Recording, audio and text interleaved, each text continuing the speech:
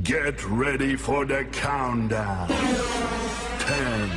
9, 8, 7, 6, 5, 4, 3, 2, 1, 0. Assalamualaikum warahmatullahi wabarakatuh. Ibu Siti Anissa yang saya hormati dan teman-teman saya yang berbahagia.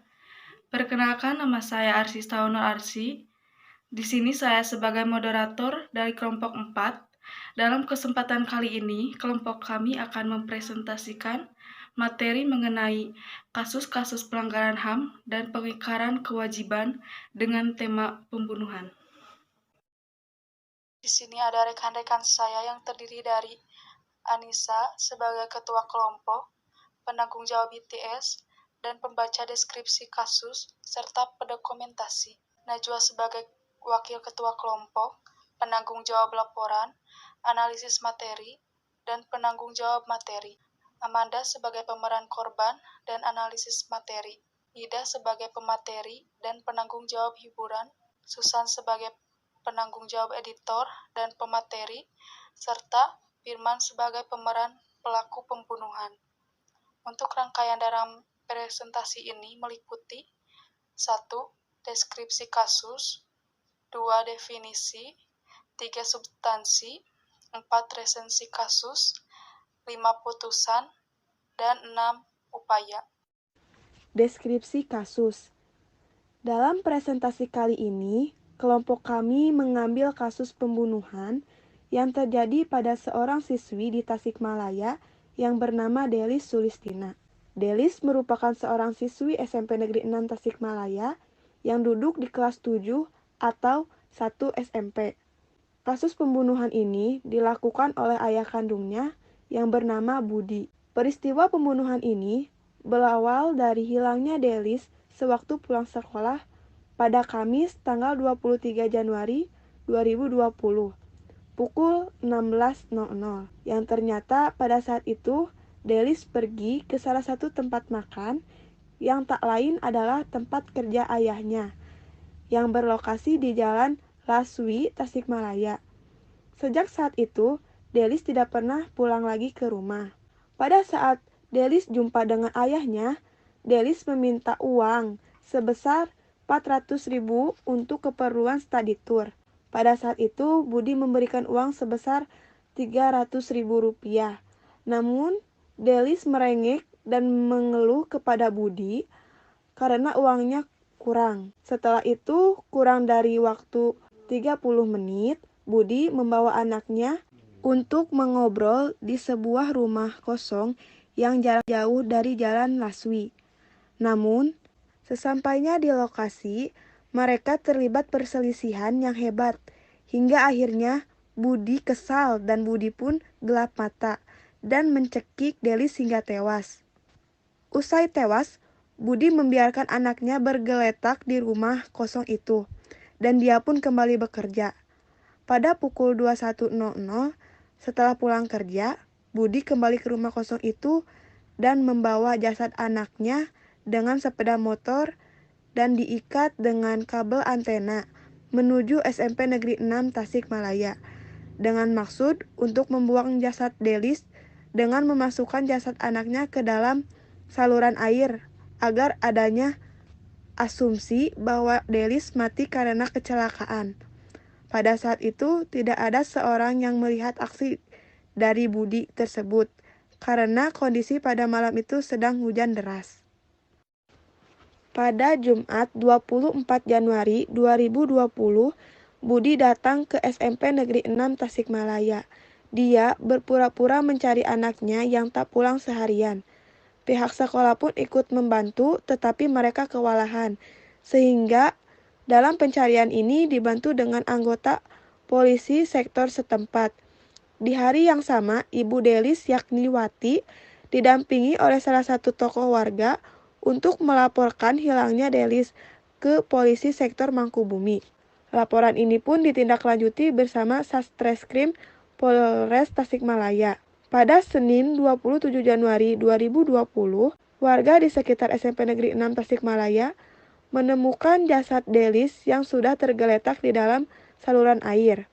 Penemuan jasad ini ditandai dengan adanya bau yang tak sedap yang amat sangat menyengat hingga membuat salah satu warga, tepatnya petugas keamanan sekolah, mencari sumber bau tersebut, yang ternyata sumbernya berasal dari dalam saluran air.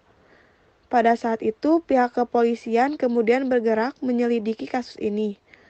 Butuh waktu sebulan polisi untuk mengungkapkan kasus ini. Hingga pada hari Selasa 25 Februari 2020, polisi berhasil mengungkap kasus ini dan menetapkan bahwa peristiwa ini disebabkan adanya tindak pembunuhan yang dilakukan oleh ayah kandungnya. Polisi kemudian melakukan penangkapan terhadap Budi di rumahnya di Kecamatan Tawang, Tasikmalaya pada tanggal 12 Maret 2020. Kapolres Tasikmalaya mengadakan rekonstruksi dari kasus ini. Setelah melihat proses rekonstruksi, pihak kepolisian menambahkan hukuman pada Budi hingga Budi dijerat kasus berlapis. Definisi: kasus pembunuhan Delis ini merupakan kasus yang dilatar belakangi oleh adanya rasa kekesalan sang ayah terhadap anak. Seperti yang sudah kita ketahui bahwa pembunuhan adalah suatu tindak kejahatan dengan menghilangkan nyawa seseorang. Dari penjelasan di atas, kita bisa simpulkan bahwa pembunuhan itu termasuk ke dalam tindak pelanggaran hak dan pengingkaran kewajiban, yang dimana pengertian pelanggaran hak itu dalam Undang-Undang Republik Indonesia merupakan setiap perbuatan seseorang atau kelompok orang, termasuk aparat negara baik disengaja maupun tidak disengaja, atau kelalaian, membatasi dan atau mencabut hak asasi manusia seseorang atau kelompok orang yang dijamin oleh undang-undang ini dan tidak mendapatkan atau dikhawatirkan tidak akan memperoleh penyelesaian hukum yang adil dan benar berdasarkan mekanisme hukum yang berlaku. Sedangkan pengertian pengingkaran kewajiban yaitu pola tindakan warga negara yang tidak melaksanakan kewajiban sebagaimana memiliki kewajibannya sendiri sebagai warga negara sesuai dengan ketentuan yang berlaku, di mana dalam kasus ini terdakwa atau korban mendapatkan pelanggaran hak yakni kehilangan nyawanya, sehingga korban tidak mendapatkan hak sepenuhnya untuk hidup, tumbuh dan berkembang serta mendapatkan perlindungan dari tindak kekerasan. Sedangkan pelaku mengingkari kewajibannya untuk menjaga anaknya.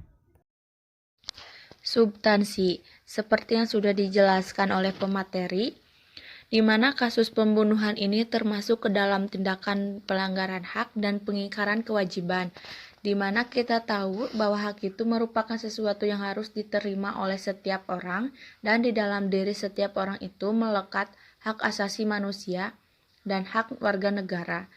Hak asasi manusia itu merupakan hak yang bersifat universal tanpa melihat status kewarganegaraannya, tetapi berbeda halnya dengan hak warga negara yang dibatasi oleh status kewarganegaraannya, dan kewajiban itu kita dapat artikan sebagai segala sesuatu yang harus dilaksanakan dengan penuh tanggung jawab. Di sini kita dapat simpulkan bahwa hak dan kewajiban itu merupakan dua hal yang saling berkaitan, artinya seseorang akan mendapatkan haknya apabila kewajibannya itu dipenuhi.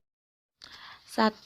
Pasal 28A ayat 1 mengenai hak untuk hidup dan mempertahankan hidup dan kehidupannya.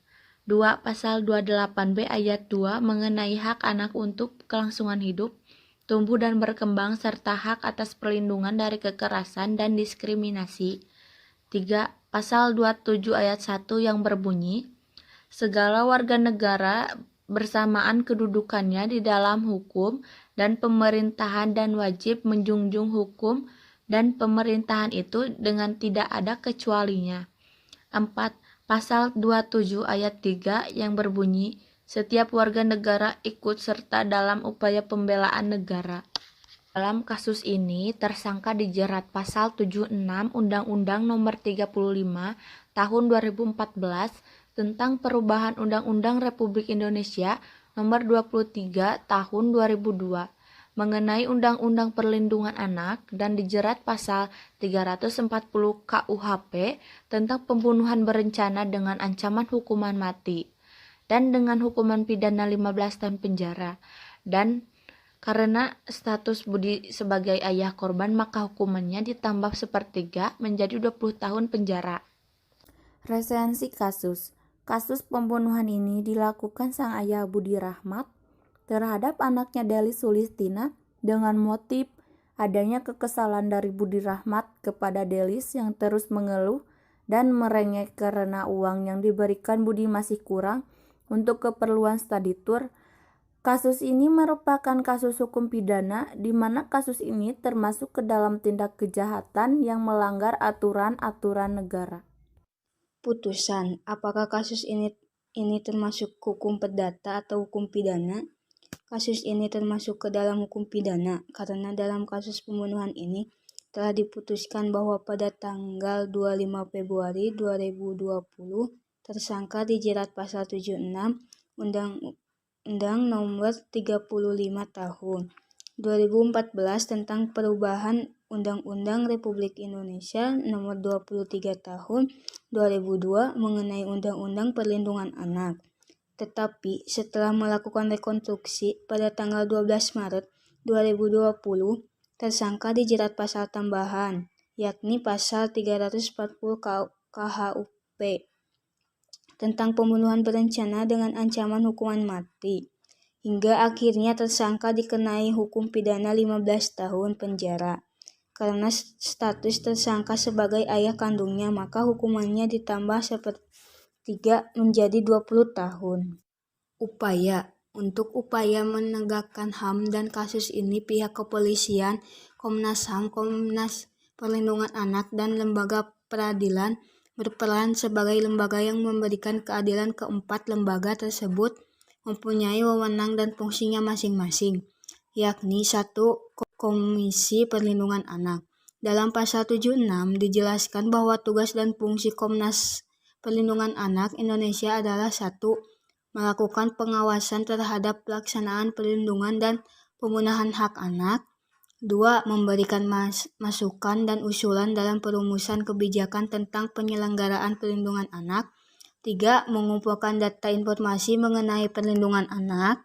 4. Menerima dan melakukan penelahan atas pengaduan masyarakat mengenai hak anak. 5. Melakukan mediasi atas sengketa pelanggaran hak anak. 6. Melakukan kerjasama dengan lembaga yang dibentuk masyarakat di bidang perlindungan anak. Dan 7. Memberikan laporan kepada pihak kewajiban tentang adanya dugaan pelanggaran terhadap undang-undang tentang perlindungan anak. 2. Kepolisian.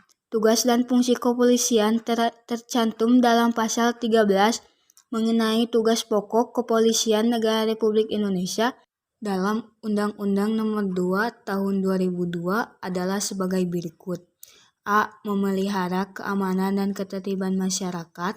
B. Menegakkan hukum. C. Memberikan perlindungan, pengayoman, dan pelayanan kepada masyarakat. Komnas HAM. Apa itu Komnas HAM? Komnas HAM merupakan lembaga mandiri yang kedudukannya setingkat dengan lembaga negara lainnya, yang fungsinya untuk melakukan pengkajian penelitian, penyuluhan, pemantauan, dan mediasi hak asasi manusia.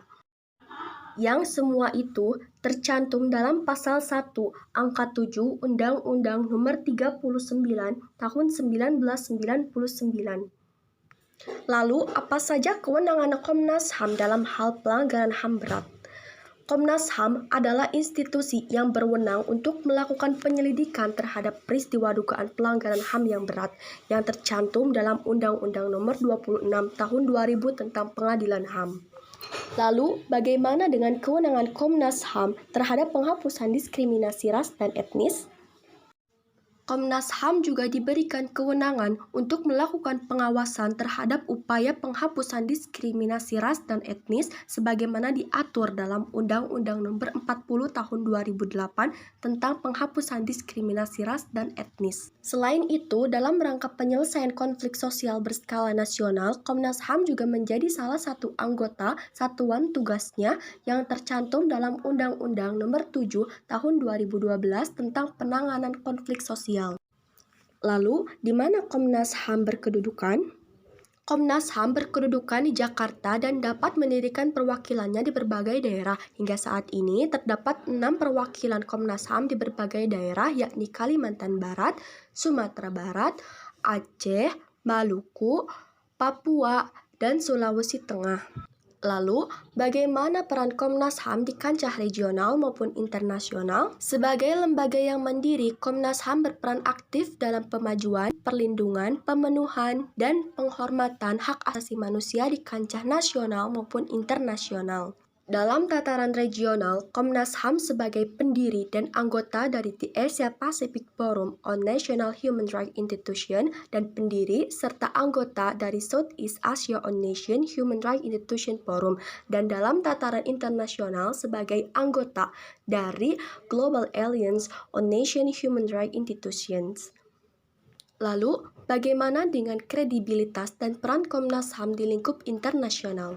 Komnas HAM telah memperoleh akreditasi dari GANHRI dengan peringkat tertinggi yakni A, yang artinya bahwa Komnas HAM telah diakui oleh dunia melalui PBB dan sesuai dengan prinsip-prinsip Paris. Dengan akreditasi tersebut, maka Komnas HAM dapat berpartisipasi secara aktif dalam setiap kegiatan internasional yang diselenggarakan oleh Perserikatan Bangsa-Bangsa. Lalu, bagaimana Komnas HAM secara kelembagaan dikelola? Secara kelembagaan, Komnas HAM terdiri dari sidang paripurna, subkomisi, dan dilengkapi dengan Sekretariat Jenderal sebagai unit pendukung. Komnas HAM juga dikelola berdasarkan prinsip-prinsip Paris, yakni prinsip pengelolaan kelembagaan bagi seluruh Komnas HAM di dunia. Prinsip Paris menegaskan bahwa Komnas HAM harus dikelola secara otonom, imparsial, dan profesional agar menjadi lembaga yang mandiri dan kredibel. Selanjutnya, kelompok kami akan menayangkan sebuah video reka adegan dari kasus yang kami ambil. Berikut video reka adegannya. Pemirsa, polisi menggelar rekonstruksi pembunuhan Delis Sulistina, siswa SMPN 6 Tasikmalaya, Kamis siang.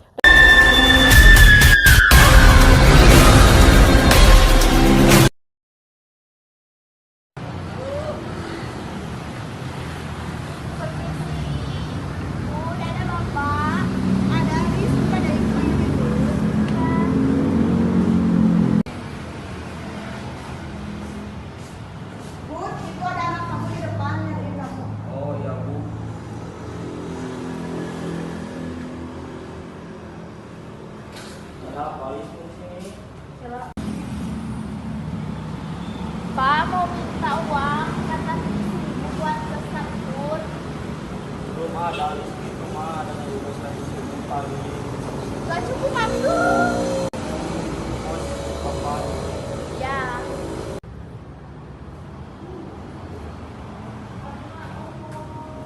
Bu, maaf, mau pinjam uang buat anak study tour, yang kurang dana. Berapa, Bun? Kalau 100 saya ada ini, kalau misalnya lebih saya belum ada, soalnya harus kembaliin modal jualan. Ya, Bu, gak apa-apa yang ada buat anak. Ya. Pilih paling ada 300.000, baru bisa Bapak minjam ke urus Bapak 100.000, soalnya gak ada lagi, paling ada 300.000. Ya aduh, gak cukup segitu mah. Ya, gimana lagi, uang Bapak gak ada lagi. Besok terakhir jam 12 siang harus sudah kumpul semuanya. Paling kita 300.000 dulu. Udah, tunggu Bapak ke belakang.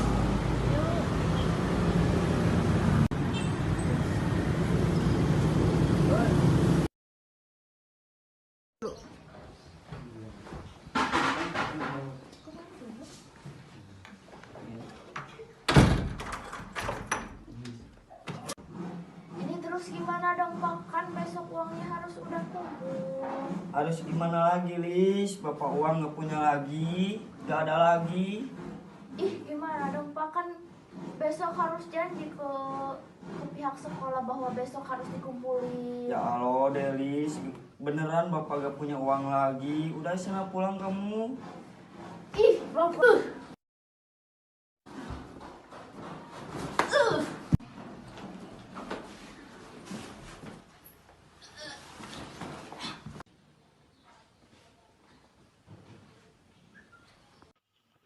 Aduh, ini anak udah tewas. Aku bingung, aku harus menghubungi siapa lagi.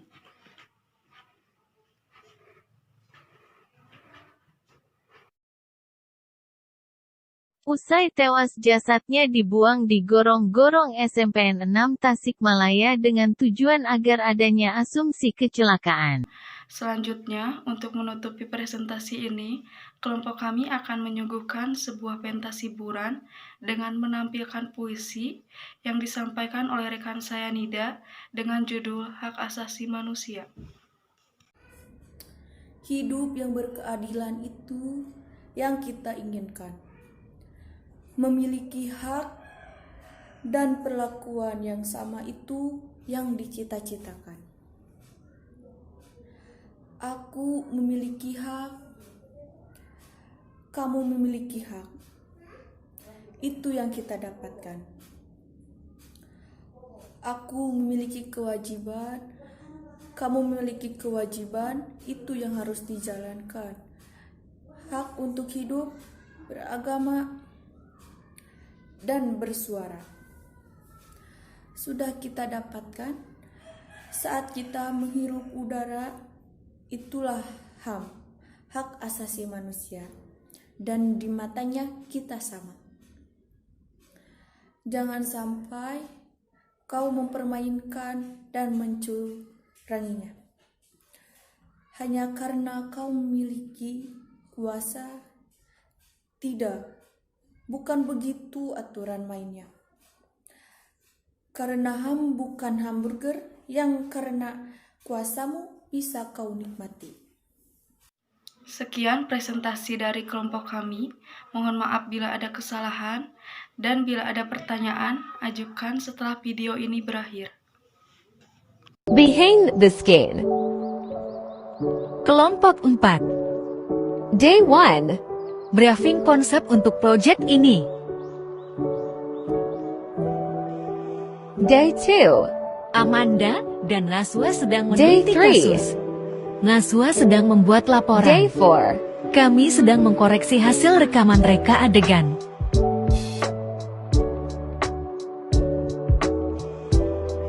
Day 5. Anissa sedang mengedit hasil video kami.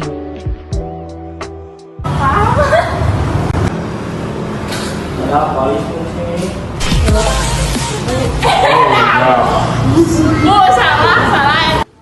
Aduh, ini. Kamu minta aku memang. Udah.